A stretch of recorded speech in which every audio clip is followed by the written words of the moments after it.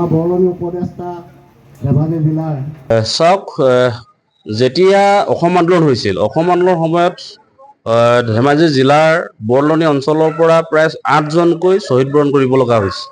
আৰু বৰলনি আঞ্চলিক ছাত্ৰ সন্থাই প্ৰতি বছৰে আচলতে আজি এই দিনটোতে শ্বহীদ দিৱস পালন কৰি আহিছে। আৰু আমি ধেমাজি জিলা ছাত্ৰ সন্থাইও শ্বহীদ দিৱস আমি পালন কৰোঁ। কিন্তু বৰলনি আঞ্চলিক ছাত্ৰ সন্থাই প্ৰতি বছৰে আচলতে এই শ্বহীদ দিৱস পালন কৰি আহিছে। আমি স্পষ্টভাৱে আমি আজি শ্বহীদ দিৱসৰ পৰা আমি চৰকাৰলৈ এটা অনুৰোধ জনাইছোঁ। আচলতে শ্বহীদ বৰণ কৰা যি সময়ত অসম আন্দোলন হৈছিল, অসম আন্দোলনৰ সময়ত যিমান সংখ্যক মানুহে শ্বহীদ বৰণ কৰিলে অসমৰ জাতীয় অস্তিত্ব ৰক্ষাৰ কাৰণে, এই শ্বহীদসকলক পৰিয়ালসকলক মৰ্যাদাপূৰ্ণভাৱে তেওঁলোকক সংস্থাপন দিবৰ বাবে আমি চৰকাৰক আজি এই পবিত্ৰ স্থানৰ পৰা আমি দাবী জনাইছোঁ। তাৰ লগে লগে এটা স্পষ্ট কথা আমি ক'ব বিচাৰিছোঁ, অসম চুক্তি হ'ল, অসম চুক্তিখন কিন্তু আজিলৈকে কোনো এখন চৰকাৰে কাৰ্যকৰী কৰিবলৈ সক্ষম নহ'ল। আৰু এতিয়া শেহতীয়াভাৱে অসম চুক্তিৰ ওপৰত যিহেতু অসম চৰকাৰে সদৌ অসম ছাত্ৰ সন্থাক আলোচনালৈ নিমন্ত্ৰণ জনাইছে। ইতিমধ্যে সদৌ অসম ছাত্ৰ সন্থাৰ সভাপতি সম্পাদক মুখ্য উপদেষ্টা ডাঙৰীয়া ইতিমধ্যে আপোনালোকৰ আগত স্পষ্টীকৰণ দিছে, তেওঁলোকে আলোচনাৰ বিষয়ে কৈছে। আৰু অসম চুক্তিৰ যিসমূহ দফা আছিলে, দফাসমূহ কাৰ্যকৰী কৰিব লাগিছিল। আজিলৈকে এখন চৰকাৰক কিন্তু অসম চুক্তিখনক তেওঁলোকে কেনেকৈ কাৰ্যকৰী কৰিব লাগে এই কথা বতৰাবিলাক তেওঁলোকে কিন্তু চিন্তা চৰ্চা নকৰে। কেৱল তেওঁলোকে ৰাজনৈতিক মুনাফাৰ কাৰণে অসম চুক্তিখনক বাৰে বাৰে চৰকাৰ যেতিয়া আহিবলৈ হয় তেতিয়া কিন্তু অসম চুক্তিখনৰ কথা কৈ তেওঁলোকে চৰকাৰ গঠন কৰে, কিন্তু অসম চুক্তিখন আখৰে আখৰে কিন্তু পালন নকৰে। কিন্তু আমি স্পষ্টভাৱে এটা কথা ক'ব বিচাৰিছোঁ, অসম চুক্তি প্ৰতিটো দফা কাৰ্যকৰী হ'ব লাগিব। আৰু যেতিয়ালৈকে কাৰ্যকৰী নহ'ব তেতিয়ালৈকে সদৌ অসম ছাত্ৰ সন্থাই আন্দোলন, গণতান্ত্ৰিক আন্দোলন আমি কৰি থাকিম। কিন্তু এটা কথা আমি ক'ব বিচাৰিছোঁ যে অসম চৰকাৰে এতিয়া সদৌ অসম ছাত্ৰ সন্থাক আলোচনালৈ আমাক নিমন্ত্ৰণ জনাইছে আৰু আমি ইতিবাচক হিচাপে আমি গ্ৰহণ কৰিছোঁ। গোটেই বিষয়টো আমি ইতিবাচক হিচাপে গ্ৰহণ কৰিছোঁ। আৰু আমি সদৌ অসম ছাত্ৰ সন্থাই আমি ইতিমধ্যে কৈছোঁৱেই যে 40টা বিষয়ে কেৱল অসম চৰকাৰত আওতাত আছে, আৰু তাৰে 12টা কেন্দ্ৰীয় চৰকাৰ আৰু অসম চৰকাৰৰ আওতাত, আৰু 15টা কেৱল কেন্দ্ৰীয় চৰকাৰৰ আওতাত আছে। গতিকে আমি গোটেই বিষয়সমূহ যাতে কাৰ্যকৰী হয়, নিৰ্দিষ্ট সময়সীমাৰ ভিতৰত যাতে প্ৰতিটো বিষয় যাতে কাৰ্যকৰী কৰে, তাৰ প্ৰতি অনুৰোধ জনাইছোঁ। এই পবিত্ৰ ক্ষণত শ্বহীদসকললৈ আমি শ্ৰদ্ধাৰে সোঁৱৰিছোঁ। চাওক, অসম চুক্তি আজি নহয়, আজি 40টা বছৰ গৰকিলে। 40টা বছৰ গৰকাৰ পিছতো সদৌ অসম ছাত্ৰ সন্থা মজিয়াৰ পৰা গৈ কেইবাজনো মন্ত্ৰী, MLA, বিধায়ক বহুত হ'ল, কিন্তু আজিলৈকে তেওঁলোকে যি অসম চুক্তিখন তেওঁলোকে আখৰে আখৰে পালন কৰিম বুলি কৈ তেওঁলোকে কিন্তু মন্ত্ৰী MLA হ'ল। আজিলৈকে কিন্তু অসম চুক্তি কোনো এটা দফাই কিন্তু তেওঁলোকে কাৰ্যকৰী কৰিবৰ কাৰণে সক্ষম নহ'ল। আমি স্পষ্টভাৱে কৈছোঁ, সেইকাৰণে আমি কৈছোঁ যে অসম চৰকাৰে আজি পৰ্যায়লৈকে কোনো এখন চৰকাৰে কিন্তু অসম চুক্তিখনক তেওঁলোকে কাৰ্যকৰী কৰিবলৈ সক্ষম হোৱা নাই। আজি 40টা বছৰ গৰকি গ'ল। 40টা বছৰে যদি চৰকাৰখনে যদি সেই সময়তে যদি অসম চুক্তিখন যদি কাৰ্যকৰী কৰিলে হয়, অসমীয়া জাতিটোৱে আচলতে এনেধৰণে জীয়াতু ভুগিবলগীয়া নহয়। গতিকে এতিয়া সময় আহি পৰিছে, এই সময়ত আমাক চৰকাৰে আলোচনালৈ মাতিছে। আমি স্পষ্টভাৱে ক'ব বিচাৰিছোঁ যে অসম চৰকাৰে আলোচনালৈ মাতি আমাক আলোচনালৈ মাতিলে নহ'ব। আলোচনাত যিসমূহ বিষয় তেওঁলোকে আজিৰ দিনটো আমাৰ কাৰণে পবিত্ৰ দিন, কিন্তু বৰলনি আঞ্চলিক ছাত্ৰ সন্থাই আজি এই স্থানীয় শ্বহীদ দিৱসটো অনুষ্ঠপ্ৰিয়কৈ হ'লেও ৰখাৰ কাৰণে তেখেতলোকক জয় জয়তে আমি ধন্যবাদ দিছোঁ আৰু আদৰণি জনাইছোঁ। অকল শ্বহীদ দিৱস পাতি পেলাই এইভাগে থাকিলেইতো আমাৰ কামত নাহে। শ্বহীদ দিৱসটো এতিয়া শ্বহীদসকলক আলম লৈ এচাম লোকে ৰাজনীতি কৰিবলৈ বিচৰাটো আমি সহ্য কৰিব নোৱাৰোঁ। অসম ছাত্ৰ সন্থাৰ পৰা যোৱা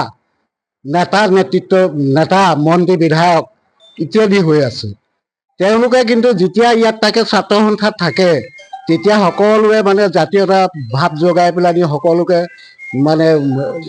জাগৰণ কৰে, অসম চুক্তিৰ বিষয়ে কয়। কিন্তু যেতিয়াই ৰাজনৈতিক মঞ্চৰ পৰা গৈ পেলাই বিধানসভা মজিয়াত বা সাংসদৰ মজিয়াত থিয় হয়, তাত কিন্তু আমি এষাৰো কথা আজিলৈকে, কি তপন গগৈ হওক, কি সৰ্বানন্দ সোণোৱালে হওক, কি হেৰিয়ে হওক, হিমন্ত বিশ্ব শৰ্মাওতো এটা সময়ত ছাত্ৰ সন্থাৰ নেতৃত্ব দিছিল, জিলা ছাত্ৰ সন্থা। গতিকে তেখেতলোকক কিন্তু আমি আজিলৈকে এষাৰো কথা এই সংসদত কোৱা আমি শুনিবলৈ পোৱা নাই। অসম চুক্তি এতিয়া কোনোবাই কয় কেন্দ্ৰীয় চৰকাৰৰ আধাৰত আছে, অধীনত আছে, অসম চৰকাৰ এতিয়াতো দুইখন বিজেপি গভৰ্ণমেণ্ট।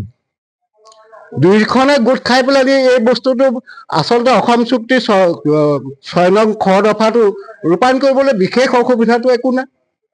তেওঁলোকে কাৰোবালৈ ঠেলিব, কেন্দ্ৰীয় চৰকাৰ আছে, অসম চৰকাৰ আছে। আমি কিন্তু সেই কথাটো আমি সদৌ অসম ছাত্ৰ সন্থাক অনুৰোধ জনাম যে আমাৰ চুক্তি মুঠতে কাৰ্যকৰী হ'ব লাগে। এই কথাটোৱে আমাৰ আজি শ্বহীদ দিৱসৰ দিনটোত আমি বিশেষ উদ্বেগেৰে এই কথাখিনি আৱেগেৰে ক'ব লগা হৈছে।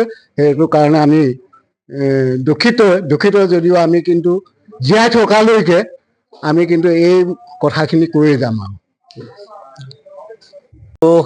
সদৌ অসম ছাত্ৰ সন্থাৰ নেতৃত্বত যি 6 বছৰীয়া ঐতিহাসিক অসম আন্দোলন, সেই অসম আন্দোলনৰ সময়ত আমাৰ বৰদলনি আঞ্চলিক ছাত্ৰ সন্থাৰ যি আন্দোলন আমাৰ কাৰ্যসূচী ৰূপায়ণ কৰিবলৈ গৈছিল, এই সময়ত আজিৰ এই দিনটোত আমাৰ অঞ্চলৰ বৰদলনি আঞ্চলিক ছাত্ৰ সন্থাৰ অন্তৰ্গত 8 গৰাকীকৈ বীৰ শ্বহীদে আত্মবলিদান দিছিল। আৰু তেতিয়াৰ পৰাই আমি বৰদলনি আঞ্চলিক ছাত্ৰ সন্থাই আজি এই দিনটো আমি স্থানীয় শ্বহীদ দিৱস হিচাপে পালন কৰি আহিছো। আজি আমি বিভিন্ন কাৰ্যসূচী লৈ আমি আজি শ্বহীদ দিৱসটি পালন কৰিছো। আমাৰ বন্তি প্ৰজ্বলন ইতিমধ্যে হৈ গৈছে। আমি তাৰ লগে লগে আমাৰ শ্বহীদ বেদীত আমি বন্তি প্ৰজ্বলন কৰিছো। তাৰ লগে মাল্যাৰ্পণ কাৰ্যসূচী আমাৰ ইতিমধ্যে সমাপন হৈছে। আমাৰ সেই কাৰ্যসূচীত আমাৰ আমন্ত্ৰণ ৰক্ষা কৰি সদৌ ধেমাজি জিলা ছাত্ৰ সন্থাৰ সন্মানীয় সাধাৰণ সম্পাদক ডাঙৰীয়া আমাৰ মাজত আহি উপস্থিত হৈছেহি। শ্বহীদ সমন্বয় সমিতিৰ সন্মানীয় কেন্দ্ৰীয় সমিতিৰ সন্মানীয় উপ সভাপতি খগেন হাজৰিকা ডাঙৰীয়া আমাৰ মাজত আহি উপস্থিত হৈছেহি। আৰু আমি আমাৰ মাজত শ্বহীদ পৰিয়ালৰ সকলো ব্যক্তি আহি আমাৰ মাজত উপস্থিত হৈছেহি। আৰু তাৰ লগে লগে আমাৰ আঞ্চলিক ছাত্ৰ সন্থাৰ সকলো কৰ্মকৰ্তাই আজি আমি এই শ্বহীদ দিৱসটি আমি পালন কৰিবলৈ আগবাঢ়িছো। তাৰ লগে লগে ইয়াৰ পিছতে আমাৰ নাম প্ৰসংগ আছে আৰু আমি বিভিন্ন কাৰ্যসূচী লৈ আমি আজি এই শ্বহীদ দিৱসটি ৰূপায়ণ কৰিছো। তাৰ পবিত্ৰ দিনটোত আমি চৰকাৰ ৰজাঘৰীয়ালৈ আমি এটাই আহ্বান জনাব বিচাৰিছো, যিহেতু বৰ্তমান সময়লৈকে যি সেই 6 বছৰীয়া অসম আন্দোলনৰ পিছত যিটো এখন চুক্তি হৈছিল অসম চুক্তি, বৰ্তমান সময়লৈকে কিন্তু আজি 40টা বছৰ গৰকি গ'ল, আজিলৈকে সেই চুক্তিখন ৰূপায়ণ নহল। আমি আজি শ্বহীদ দিৱসৰ এই পবিত্ৰ দিনটোত আমি এই স্থানৰ পৰা আমি চৰকাৰলৈ আমি আহ্বান জনাব বিচাৰিছো, যাতে তেখেতলোকে সেই চুক্তিখন অসম চুক্তিখন যাতে ৰূপায়ণ কৰে আৰু তাৰ প্ৰতিটো দফা যাতে তেখেতলোকে ৰূপায়ণ কৰি সেই শ্বহীদসকলৰ যাতে আত্মাক তেখেতলোকে চিৰশান্তি লাভ কৰাত চৰকাৰ ৰজাঘৰীয়াই যাতে আগবাঢ়িব বুলি আমি আশা ৰাখিছো। তাৰ লগে লগে আমি স্থানীয় বীৰ শ্বহীদে তেখেতলোকৰ প্ৰাণ আহুতি দিছিল, তেখেতলোকৰ আত্মাৰ চিৰশান্তি কামনা কৰিছো আৰু আমি তেখেতলোকক আজি শ্ৰদ্ধাৰে সোঁৱৰিছো।